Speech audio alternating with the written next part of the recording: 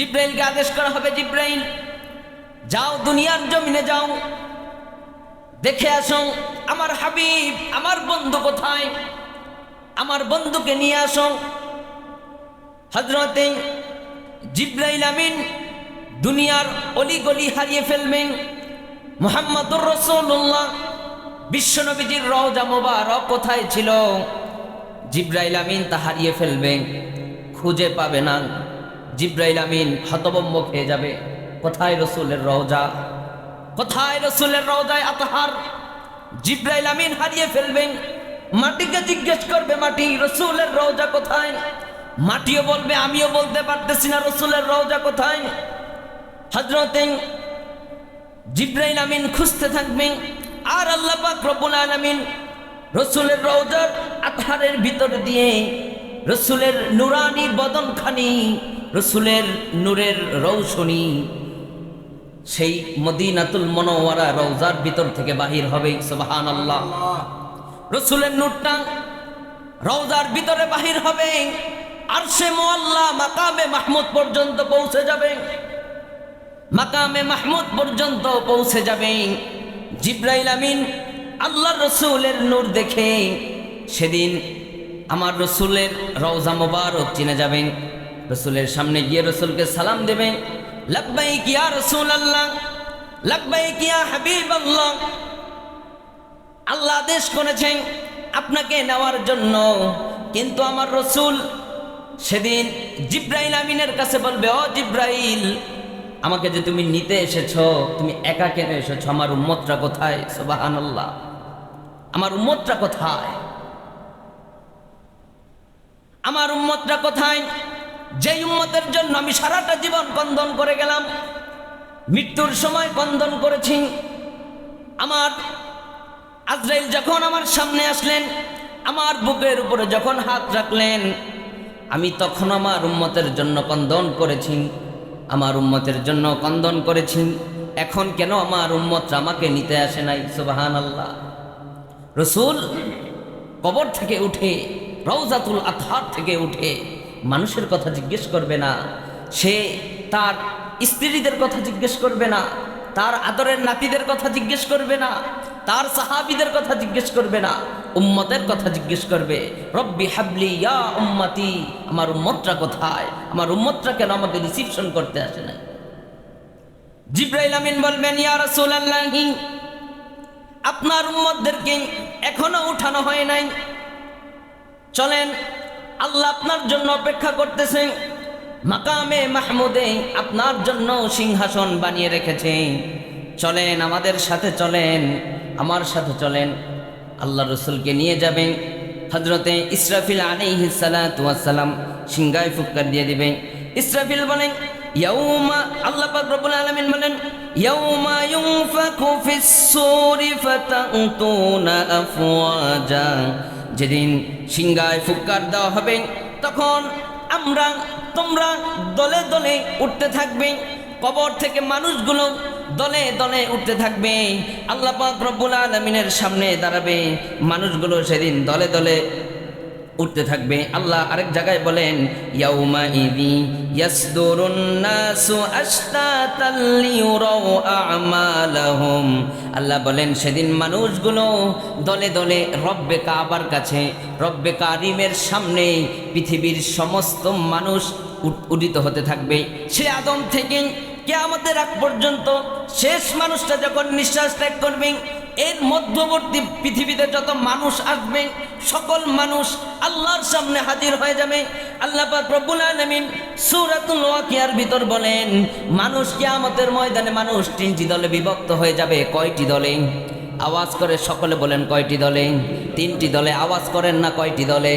তিনটি দলে আল্লাহ পাক রব্বুল আলামিন মানুষদেরকে বিভক্ত করে দিবেন। আল্লাহ কোরআনের ভিতর বলেন, ওয়া কুনতুম আজওয়াজান সালাসা, আল্লাহ বলেন আর তোমরা তিন শ্রেণীতে বিভক্ত হয়ে পড়বে কিয়ামতের ময়দানে। প্রথম শ্রেণী হচ্ছে মাইমানাতি মা আসহাবুল মাইমানা। প্রথম দলটি হচ্ছে যারা ডানপন্থী, যারা হকের পথে ছিল, যারা কোরআনের পথে ছিল, যারা ইনসাফের পথে ছিল, যারা রসুলের আদর্শের পথে ছিল, যারা জুলুম করে নাই, যারা অত্যাচার করে নাই, যারা মানুষের হক নষ্ট করে নাই, যারা গরিবের হক নষ্ট করে নাই, ছেলে সন্তানের হক নষ্ট করে নাই, ছেলে বাবার হক নষ্ট করে নাই, বাবা ছেলের হক নষ্ট করে নাই, প্রধানমন্ত্রী রাষ্ট্রের হক নষ্ট করে নাই, চেয়ারম্যান ইউনিয়নের হক নষ্ট করে নাই, নেতা প্রজাদের হক নষ্ট করে নাই, তারা হবে প্রথম দল। তারা কোন দল হবে? প্রথম দল। তারা কি ডানপন্থী? তারা কি? তারা হচ্ছে ডানপন্থী। দ্বিতীয় দল হচ্ছে মধ্যবর্তী একটি দল থাকবে, ওয়াসাবিকুন আসসাবিকুন, আর অগ্রবর্তীগণ থাকবেন এক দলে। আর তৃতীয় দল থাকবে ওয়াসহাবুশ শিমাল, ইমা আসহাবুশ শিমাল, বাম দল, যারা মানুষের সাথে জুলুম করেছে, অত্যাচার করেছে, হানাহানি করেছে, অন্যের জায়গা জাল জলিল দিয়ে জুলুম করে তার জায়গা আত্মসাৎ করেছে, এরকম একটা দল থাকবে বাম দল, বামপন্থী স্বৈরাচারের দল থাকবে, বামপন্থী দল থাকবে। তিনটা দলে মানুষগুলো বিভক্ত হয়ে যাবে। আল্লাহ পাক রব্বুল আলামিনের সামনে পৃথিবীর সমস্ত মানুষগুলো সামনে উপস্থিত হয়ে যাবে। আল্লাহ পাক রব্বুল আলামিন একে একে সকলের বিচার করতে থাকবেন। আল্লাহ পাক রব্বুল আলামিনের কিয়ামতের দিবসে, কিয়ামতের ময়দানে আল্লাহর দুইটি রূপ আমরা দেখতে পারবো। কয়টি? সকলে বলেন কয়টি? দুইটি রূপ দেখতে পারবো। একটি হচ্ছে রহমান, একটি কি? আওয়াজ করে বলেন, একটি কি রূপ দেখতে পারবো? রহমান, অতি দয়ালু, অতি দয়াময়। আরেকটা রূপ দেখব কহার, অতি শক্ত, অতি কঠোর। যারা অত্যাচার করেছে, জুলুম করেছে, সেদিন তারা অটোমেটিক বিপদে পড়ে যাবে। যারা আজকে মজলুম আছেন, এই দুনিয়াতে যদি বিচার না পান, কাল কিয়ামতের ময়দানে আল্লাহ পাক রব্বুল আলামিন সকলের সামনে কহার স্বরূপ আচরণ করে পৃথিবীর সমস্ত মানুষের সামনে তাদের বিচার কার্যক্রম করবে। সেদিন কোনো স্বৈরাচারী করতে পারবে না। কোনো দলের নেতার ফোন টেলিফোনে থানার থেকে আসামি, বাটপার, সিটার, চোরগুলো বাহির হতে পারবে না। সেদিন আল্লাহর কাছে ধরা হয়ে যাবে। জাহান্নামের ফেরেশতাদের কাছে বলবে, একে জাহান্নামে নিয়ে যাও, টেনে হিস্ট্রে জাহান্নামে নিয়ে যাওয়া হবে। বলুন নাউযুবিল্লাহ। প্রিয় সুধী আমার, আল্লাহ পাক রব্বুল আলামিন বলবেন, মানুষগুলো হতভম্ব হয়ে পড়বে। ইযা যুলজিলাতিল আরদু জিলজালাহা ওয়া আখরাজাতিল আরদু আসকালাহা ওয়া ক্বালাল ইনসানু মা লাহা। মানুষগুলোদেরকে, পাপাচারদেরকে আল্লাহ দুনিয়ার থেকে বাহির করে দিবে, জমিন থেকে বাহির করে দিবে। জমিন মাটিতে রাখবে না, বলবে এটা পাপাচার, এর থেকে দুর্গন্ধ আসতেছে। ফেরেশতারা বলবে এটা হচ্ছে পাপাচার, পাপাচারের শরীর থেকে দুর্গন্ধ হবে। কিয়ামতের ময়দানে যেই ব্যক্তিটা পাপাচার থাকবে তার শরীর থেকে দুর্গন্ধ বাহির হবে। আল্লাহ পাক রব্বুল আলামিন সেই পাপাচারদেরকে, পাপাচারদেরকে বাহির করে দিবে, হতভম্ব হয়ে পড়বে এবং মানুষগুলো পতঙ্গের মতন ভিড় জমাবে। ইয়াউমা ইয়াকুনুন নাসু কাল ফারাশিল মাবসুস। সেদিন মানুষ বিক্ষিপ্ত পতঙ্গের মতো হয়ে যাবে। মানুষগুলো অস্থির হয়ে যাবে, অস্থির অনুভব করবে। মানুষগুলো সেদিন পালানোর চেষ্টা করবে। ইয়াকুলুল ইনসানু ইয়াউমা ইযিন আইনাল মাফার কাল্লা লা ওয়াজার ইলা রাব্বিকা ইয়াউমা ইযিনিল মুস্তাকার ইউনাব্বাউল ইনসানু ইয়াউমা ইযিন বিমা কদ্দামাত ওয়া আখখার। সেদিন মানুষ বলবে, আজ পলানোর স্থান কোথায়? মানুষগুলো পলানোর চেষ্টা করবে, ফাঁকফোঁটা খুঁজবে কোথায় পলানো যায়, কিন্তু কিয়ামতের ময়দানে পলানোর কোনো জায়গা থাকবে না। কিয়ামতের ময়দানে পলানোর কোনো জায়গা থাকবে না। আমরা পলানোর চেষ্টা করব। বামপন্থী যেই দলটা, সেই দলটা পলানোর চেষ্টা করবে, কিন্তু পলানোর কোনো সুযোগ পাবে না। আল্লাহ পাক রব্বুল আলামিন বলেন, কিয়ামতের দিবসে নেতা যখন ফোন করে থানার ভিতরে, এমপি সাহেব ফোন করেছে, ওই দিক দিয়ে চুরি করেছে, ছিনতাইকারী করেছে, এলাকার ভিতরে চাঁদাবাজি করেছে, পুলিশ কোনোভাবে ধরে ফেলেছে, নেতায় ফোন দিছে, এটা আমার চামচা, ছেড়ে দাও। নেতার ফোন পেয়ে পুলিশ সেই চামচাকে ছেড়ে দেয়। কিয়ামতের ময়দানে আল্লাহ পাক রব্বুল আলামিন বলবেন, ফামা লাহু মিন কুওয়াতি ওয়ালা নাসির। সেদিন দুনিয়ার ভিতরে নেতায় ফোন দিয়েছে, চামচা অটোমেটিক মুক্তি পেয়ে গেছে। কিয়ামতের ময়দানে কোনো ব্যক্তি ফোন দেওয়ার সুযোগ পাবে না, কোনো নেতা ঠেতার টাইম নাই, আল্লাহ কাউকে টাইম দিবে না। সেদিন একমাত্র একজন নবী কথা বলতে পারবে, সেটা হচ্ছেন রহমাতুল লিল আলামিন। আর পৃথিবীর কোনো নবীকে আল্লাহ পাক রব্বুল আলামিন কথা বলার অধিকার দিলে, যখন অধিকার দেওয়া হবে তখন তারা কথা বলবে, তার আগে কোনো নবীকে অনুমতি দেওয়া হবে না। কোনো নেতার ফোন কলে কিয়ামতের ময়দানে কাজে আসবে না। আজকে তো ফোন দিয়ে দিলাম, নেতার ফোনে নেতার অনুমতিতেই সমাজের ভিতরে চাঁদাবাজি, সমাজের ভিতরে অন্যের হক, যেই দল যখন ক্ষমতায় থাকে ওই দলের কিছু বদমাইশ বাহির হয়ে যায়, জাল কাগজ রেডি করে অন্যের জমি আত্মসাৎ করে, কি করে না? সমাজে আছে না নাই? আওয়াজ করে বলেন, আছে না নাই? সেদিন আর কোনো উপায় থাকবে না। সেদিন যেই নেতাই আসুক ওই নেতার কোনো কাজ আসবে না। মুমিনরা হতাশ হওয়া যাবে না, ভয় পাওয়া যাবে না। এই দুনিয়ার জমিনে যদি আমি বিচার না পাই, আল্লাহ পাক রব্বুল আলামিন পুঙ্খানুপুঙ্খানুভাবে কিয়ামতের ময়দানে সেই বদমাইশদের, সেই চামচাদের আল্লাহ পাক রব্বুল আলামিন বিচার কার্যক্রম দিবস পরিপূর্ণ করবেন এবং তাদেরকে শাস্তি দিবেন। সুতরাং আমাদের হতাশ হওয়া যাবে না, ভয় পাওয়া যাবে না, পিছপা হওয়া যাবে না। ভয় যেখানে আছে সেখানেই বদরের মতন যুদ্ধ আছে, আর মুসলমানদের বিজয় আল্লাহ দিয়ে দেন। সুবহানাল্লাহ। প্রিয় সুধী আমার, কিয়ামতের দিন কিছু মানুষ থাকবে কৌশল খাটাবে, কোনো কৌশলে বাঁচা যায় কিনা। আল্লাহ বলতেছেন, فذرهم حتى يلاقوا يومهم الذي فيه يصعقون يوم لا يغني عنهم كيدهم شيئا ولا هم ينصرون। সেদিন কোনো কৌশল কাজে আসবে না, যতই কৌশল খুঁজবো। আল্লাহ বলে, এদিকায় তুই কৌশল খুঁজতাছস, সেদিন আর কোনো উপায় থাকবে না। কৌশল আল্লাহর আরশে আজিমের ভিতরে কিয়ামতের দিবসে কোনো কৌশল কাজে আসবে না। প্রিয় সুধী আমার, কিয়ামতের দিন কেউ কাউকে বাঁচাতে পারবে না, কেউ কাউকে বাঁচাতে পারবে না।